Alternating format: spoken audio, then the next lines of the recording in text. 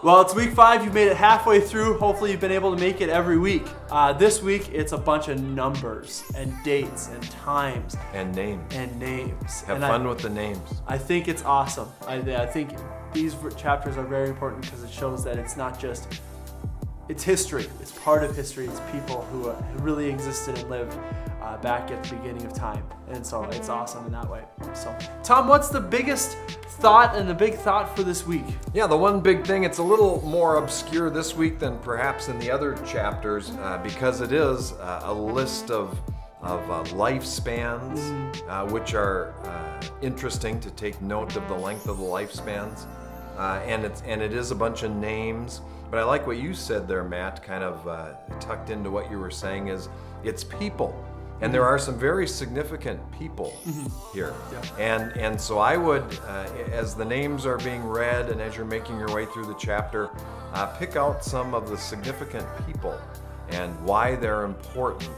And then some of the ones that maybe aren't so significant or they aren't significant to us, maybe ponder some of the behind the scenes stories. It reminds me a little bit of walking through a graveyard and you see tombstones of people you don't know and their lifespan and maybe some of their family members in graves around them.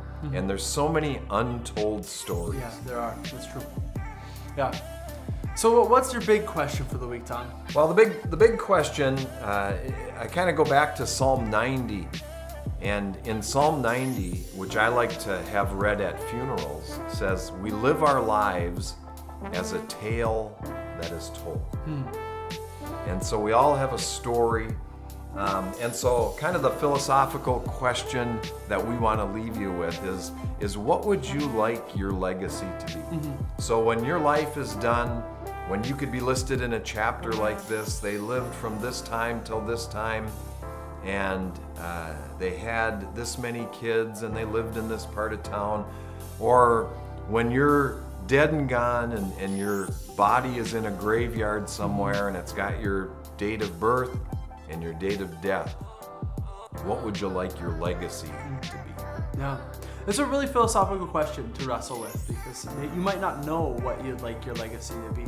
And so learn this week. Take some time to think about it and reflect and be open and honest with those around you, what you think and how you'd like to be remembered.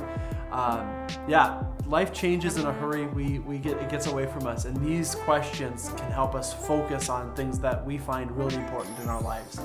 So be willing to reflect on those things together.